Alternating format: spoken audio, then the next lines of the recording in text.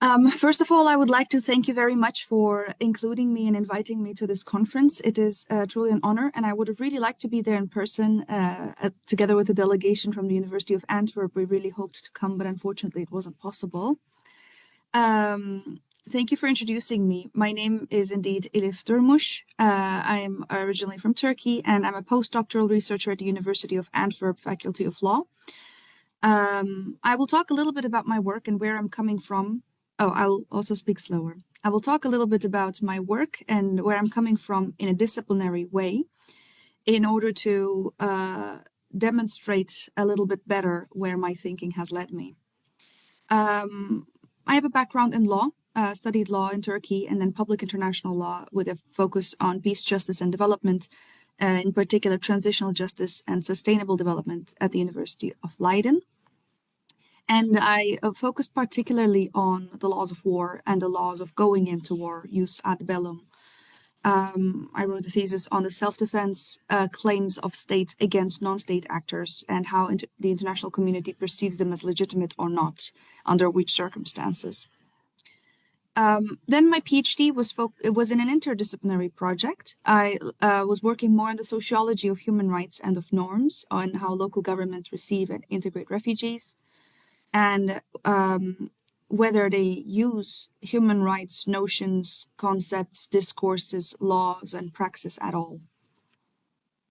And finally, currently, doing my postdoc at the University of Antwerp in Belgium, I look at how we can use other legal fields than human rights, than international law, in order to hold actors that are not the state, for example, corporations, international organizations, local governments, universities, businesses, more accountable for matters of human rights. I have also been active, especially in the past 2 years, on activism and education regarding Palestine and international law. I've been giving lectures on basic the introduction to international law in Palestine, that relationship. And we've been also lobbying and working within our university and universities in general to help change and shape our norms internally. We've also been working about universities as duty bearers in human rights. And finally, currently we're working on strategic litigation to hold Belgian corporations accountable before courts through different legal fields for their complicity in Israel's crimes. So I'd like to make a couple disclaimers first. What I will present today will not be based on empirical research and not any systematized research in general, but they are based on my observations from being in this field and observing it from my point of view, from my positionality as a Middle Eastern scholar in Europe. What I've observed, what I've experienced, I will make some hypotheses that I think could be useful and interesting for us, but would require further research to test. So, ownership. What do I mean by ownership of a norm or of a normative system? What I do not mean by this is complying with a norm. I also don't mean having created it or having formed it. I also don't mean only lip service to the norm or only benefiting from the norm or having a lot of power in the norm. What I do mean instead is taking responsibility for that norm, a term also sometimes known as norm entrepreneurship. So taking a norm and then really trying to advertise it, build it, construct it, go to international conferences, write articles about it. What I also mean by it is using the norm, interpreting it, pushing it forward, trying to progressively develop it, and also defending it, which can absolutely include, on the one hand, being critical of it, and also at the same time reimagining it, or trying to make it more relevant and useful for social justice. So where does my thinking on an ownership of norms or ownership of international law come from? It comes partially from my work on armed groups and international humanitarian law. During my master's especially, I worked about armed groups and their responsibilities in international law and how they are bound by norms, even though they have not been part of the creation of those norms. Nobody invited these groups to a seat at the table, but yet they are expected to follow these norms that are created by states instead. There's an NGO in Switzerland called Geneva Call. What they do is they engage with armed groups from all around the world on norms that are already in positive international law, such as the prohibition of child soldiers, such as the prohibition of anti-personnel mines or certain types of weapons. And they invite representatives from these armed groups to Geneva and discuss with them in a process, in a deliberative process, at the end of which and the armed group with the NGO will sign a memorandum of understanding or other types of forms of commitments in a written way, and there will be a signature that also commits to regular monitoring from the organization. And it has been found that this way, the armed groups are so much more likely to actually follow the norms because they were part of that commitment. So they take ownership of the norms because these norms are not just externally pressed upon them, but they have been deliberatively part of that process. So my thinking on the ownership of international law also comes from my PhD work. I worked during my PhD on local governments, cities, and their work with regards to migration, receiving refugees.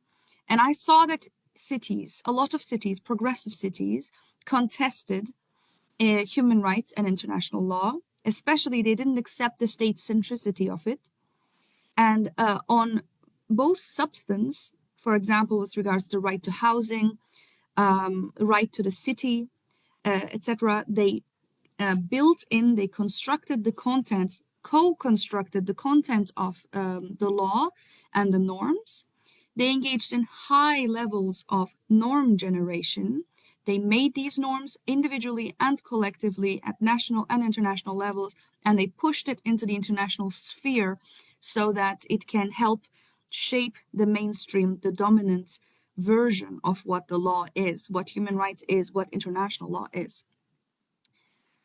So they also tried to make abstract international law work on the ground for people, because local governments are closest as an administration to the people on the ground. And Harald Hangju Ko, a scholar from the New Haven School of Thoughts, argues that calls this an identity and interest building process. So this legal process of norm generation builds the identity and builds the interests of the people engaging in it. And importantly, at some point, fringe or niche opinions and interpretations can become so prevalent that they become the mainstream. They influence and shape or maybe take over the dominant version of the law. So some related concepts or literature and scholarship that I can recommend for anyone who's interested in this topic is a New Haven school. New Haven is another, is what the Yale University was called. In international relations, they really worked on this, how debate about the law is a creative pluralist process that contributes to its improvement. Juris-generative process. Also, Harald Hangju Ko talks about transnational legal process. And I also engage with the literature in sociology.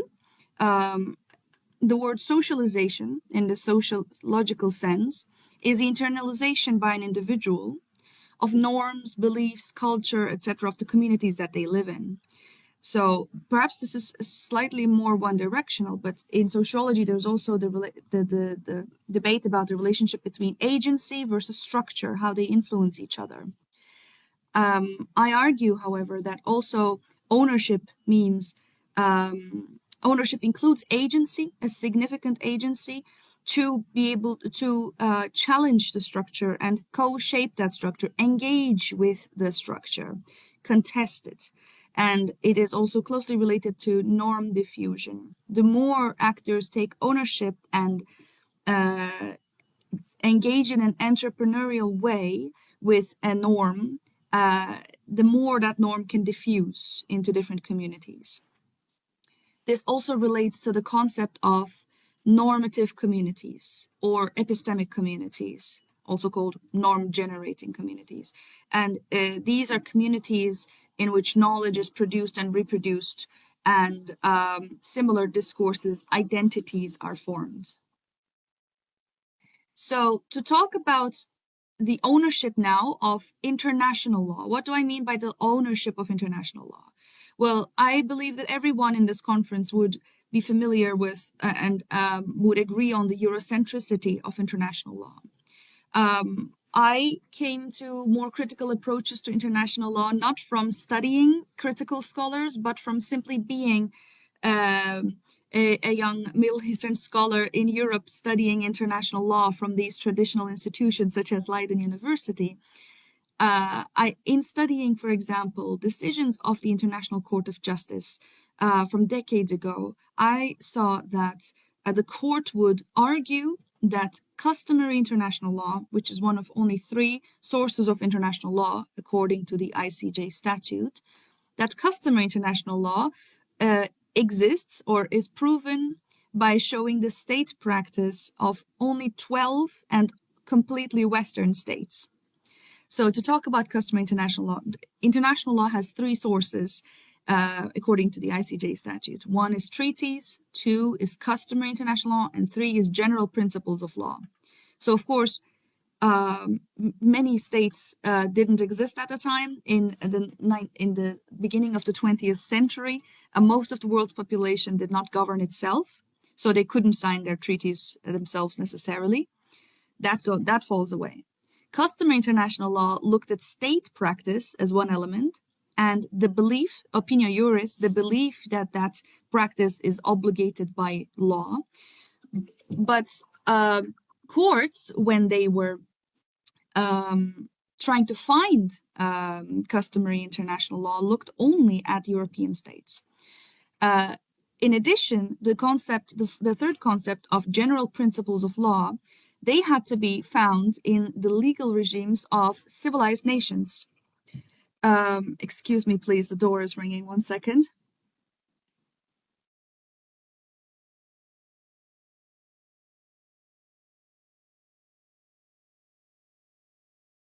My sincere apologies.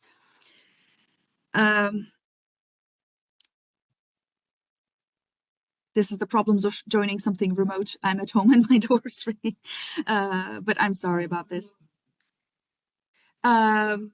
So, of course, the dominance and reliance on the languages of English and French was also a significant sign of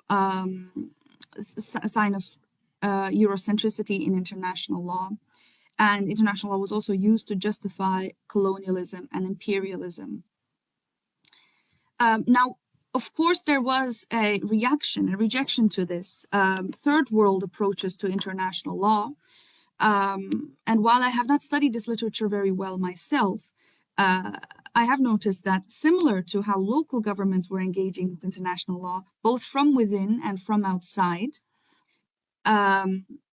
the TWAIL scholars, third world scholars, or scholars that call themselves third world approaches to international law, also chose strategically to either engage with international law from the outside, criticizing it externally, and sometimes from the inside, engaging with the international law, becoming an international lawyer, becoming an international law professor, becoming a UN special rapporteur, for instance, which happened frequently.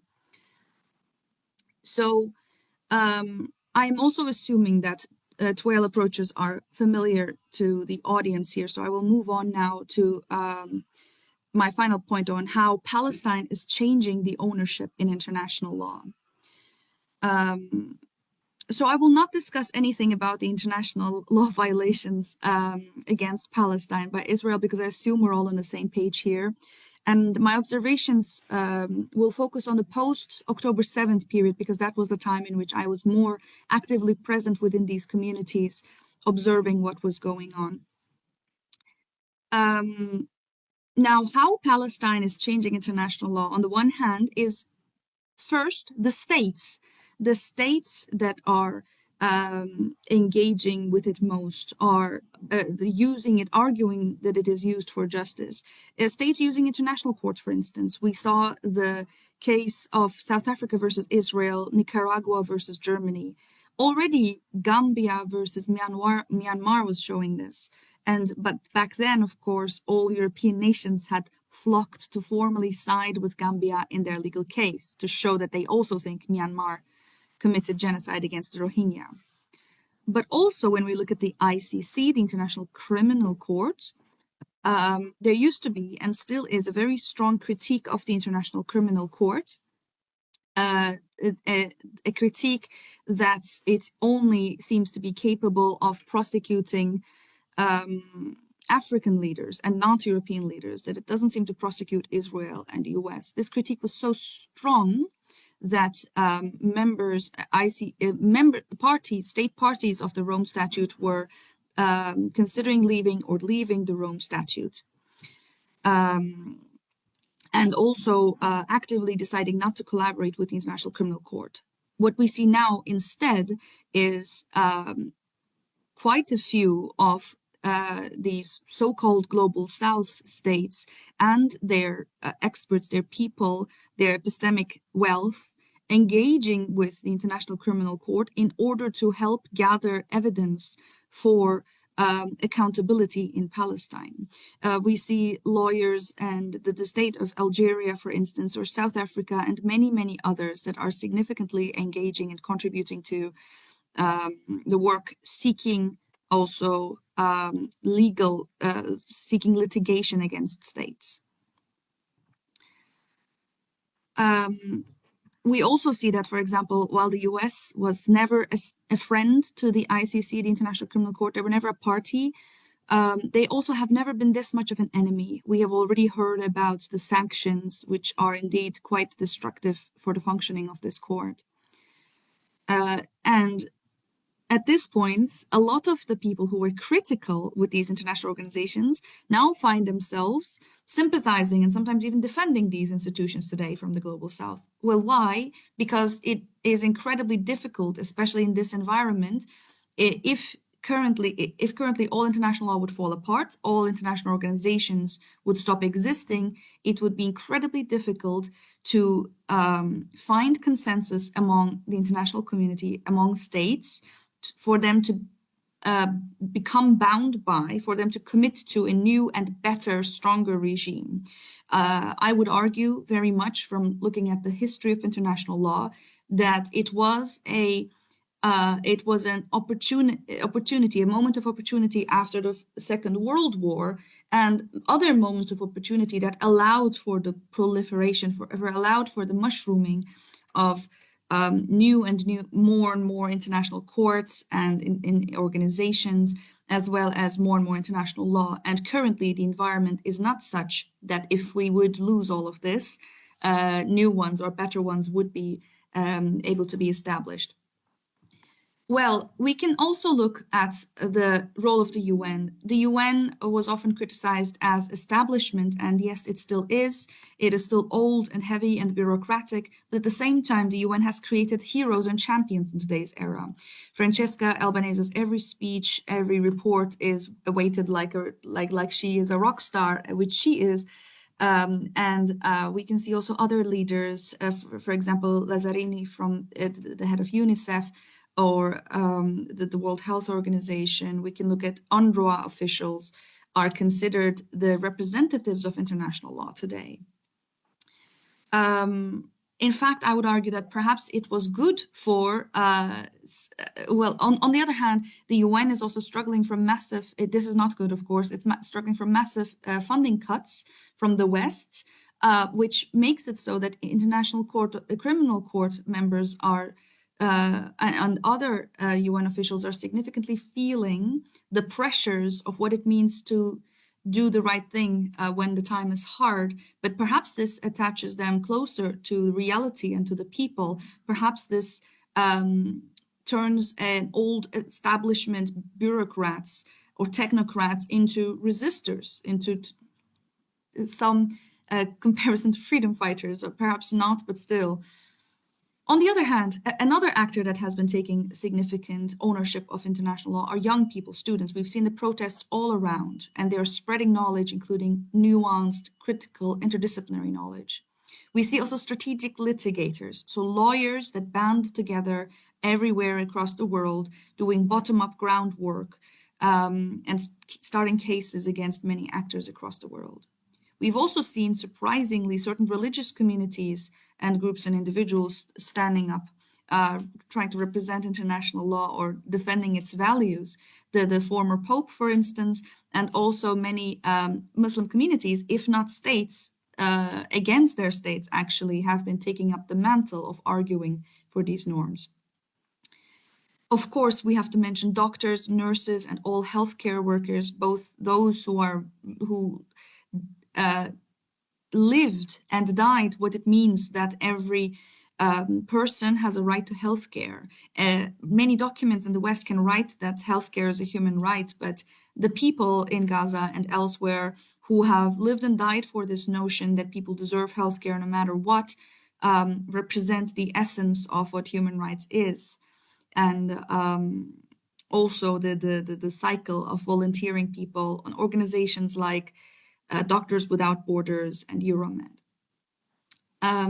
Of course, finally, second to last, journalists and information workers similarly have been facing killing, torture, loss of their families, and much more or much less persecution, discrimination across all parts of the world in trying to share this knowledge. And the flotilla, finally, we've seen Madeleine and the Sumut flotilla, a coalition of brave and principled people who will not let impunity and complacency be normalized. They hold the soul of international law, and they represent what international law was meant to be and meant to do. And they might not know it, they might not do it because international law said so, but that is not necessary. If it weren't for them, or for others like them, the torch of hope for a world in which the powerful wrongdoers are held accountable and that in which there is global justice and fairness, this hope would not survive without them. So in conclusion, we are there's a term in the past called the coalition of the willing. We, in fact, now today are a coalition of the believing and the brave, a coalition of resistors. And cynicism under these circumstances against human rights and international law may be natural, but we cannot let that brutal, capitalist, racist, colonial powers dictate our imagination for a better world. We cannot let what is often referred to as realism in international relations, or a law of the jungle or a law of the powerful, to overrule and become our imagination. Of course, there are other frames, perhaps much more emancipatory frames of reference, Marxism, TWAIL, and more. But let us also do the difficult and non-purist work of imagining and reconstructing and getting our hands dirty and reshaping and making use of the limited tools that we have, one of which is international law. And this is how it has changed and evolved so far. International law is today what it is, not only because of its Western roots, but also due to persistent hard work of many persons and institutions from the global south to improve it and make it better, challenge it and shape it to what it has become today, and many of which serves people.